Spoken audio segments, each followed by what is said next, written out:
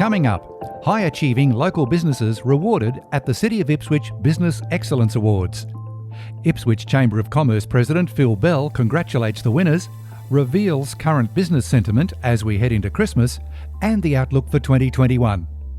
It's Friday, November 13, 2020, and I'm Alan Roebuck. Welcome to Ipswich Today, which acknowledges the traditional custodians of the land on which it is produced and pays respects to elders past, present and emerging. This podcast is supported by Kinetics, people-powered web hosting trusted by Australian businesses since 1999. Ipswich Region Chamber of Commerce and Industry held its annual Business Excellence Awards at not one but two locations on Saturday night, November 7. For a recap on the night, Chamber President Phillip joins me to talk about the winners and how staging such an event under COVID was possible. Thanks for talking with Ipswich today, Phil. Thanks, Alan. It's great to be with you. There were more than 600 entries this year. Did that surprise you in such a difficult year with businesses operating under COVID?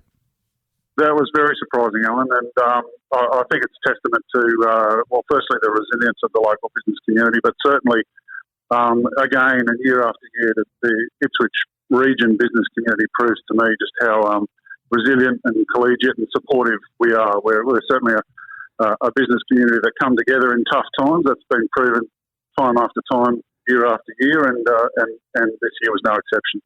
In a first this year, you made the decision to run the awards across two venues, the Ipswich Civic Centre and the Turf Club's new facility. How did that work? That was an amazing, I think, innovation that challenged us greatly, to be honest, Alan. It was driven by necessity in COVID restrictions, limiting the number of patrons or people that we could have attending the awards. But it actually motivated, I think, the Chamber and our partners in technology and venues and events to come together and work upon a solution, which is no different to what I think we all do in our business when times get tough. But I think the fantastic outcome that this has driven is that we've actually set a record in 2020, Alan, in a COVID year in terms of attendance at an awards ceremony. We had 308 attendees across two venues, which is absolutely outstanding and has absolutely set a record for us in terms of the strength and growth in our awards ceremony.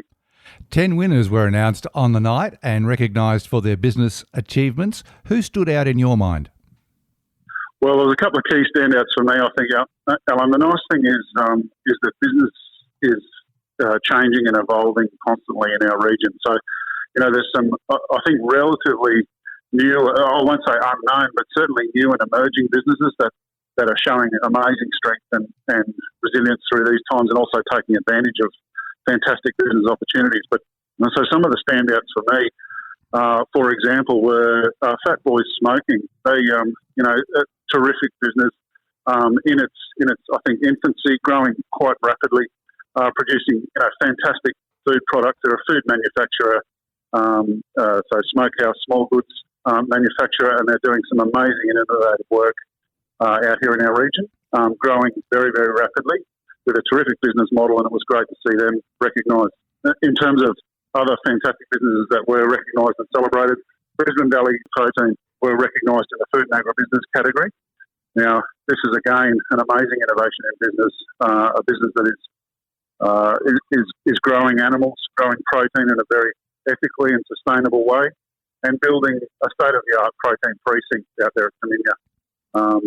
A real innovation and fantastic business.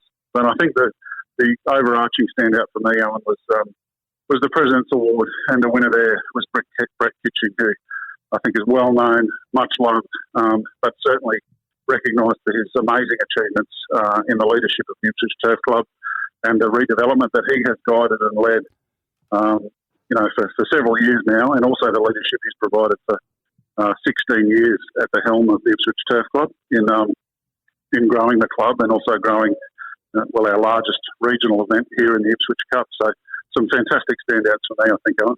You're absolutely right there, Phil. Now this year's awards are done and dusted. I don't want to scare you, but have you thought about next year's awards yet? We haven't. It's and I think the nice thing about that, Alan, is our preparation was significantly disrupted through 2020. with COVID and all of the associated challenges. I'm actually excited about what I don't know in terms of 2021. I know that business is very keen already to embark in the process of recognising their peers and colleagues and customers and suppliers. And nominations will open as soon as January 2021, so that recognition process can begin. But in terms of the end of year celebration and recognition, we've set the bar pretty high in 2020, and I'm not sure what conditions will allow us in 2021. But whatever they are, I'm excited to overcome them. So you can guarantee it'll be equally as big, if not bigger, and different in many ways. Compared to other regional chambers of commerce, would I be right in assuming Ipswich is one of the strongest in terms of membership? We're certainly the fastest growing, Alan. So we're growing at a rate of over 34% per annum in terms of our membership. We've recently merged with the Bremer Chamber of Commerce to our west. So now, along with our strong friendship and partnership with Springfield Chamber of Commerce, certainly business is well represented from a Chamber of Commerce point of view within our region. But our merger and our growth throughout our region has absolutely led us to be the fastest growing in the nation. You know that we're the second oldest Chamber of Commerce in Australia behind Geelong. We're 115 years old, which is a very proud legacy. But to combine that with the growth that we're seeing in business throughout our region and the growth in membership that we're experiencing is absolutely fantastic. It would be an understatement to say it's been a tumultuous year for business in general. What are you hearing about the prospects for trading in the lead up to Christmas? Yeah, look, very optimistic, I think, Alan. I mean, there was a lot of unknowns and uncertainty that have led us to 2020 and some of the disruption. I won't deny there's still some pain in certain sectors, in particular around hospitality. But just interesting to note that Australia is still a preferred seller of products online. I think we're the fourth largest in the world in terms of selling to the world in a digital and online environment. So, yeah, look, I think there's cause for optimism in 2021. I'm hearing good prospects and good outcomes in terms of the development of a COVID-19 vaccine, which will hopefully allow us to resume somewhat of a normal life in a post-COVID world. But I think either way, Alan, business is ready to adapt and change in 2021.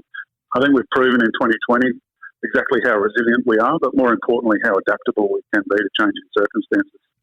Phillip Bell, once again, congratulations on the staging of this year's awards across 2 venues, and thanks again for talking to Ipswich Today. It's a pleasure, Alan. Great to talk to you. Thank you.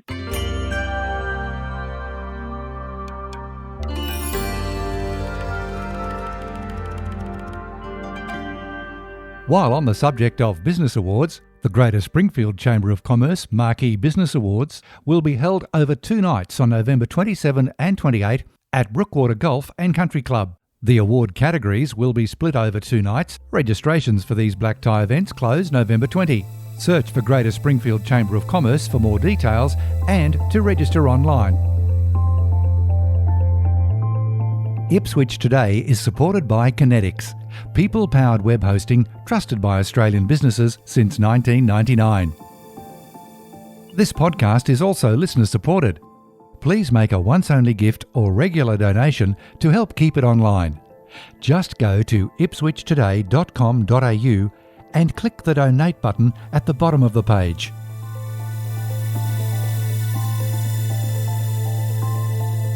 You can subscribe for free and share this podcast from your favourite app, including iHeartRadio, or play Ipswich Today from your smart speaker. Music is supplied by Purple Planet Music. This is Alan Roebuck. Thanks for listening.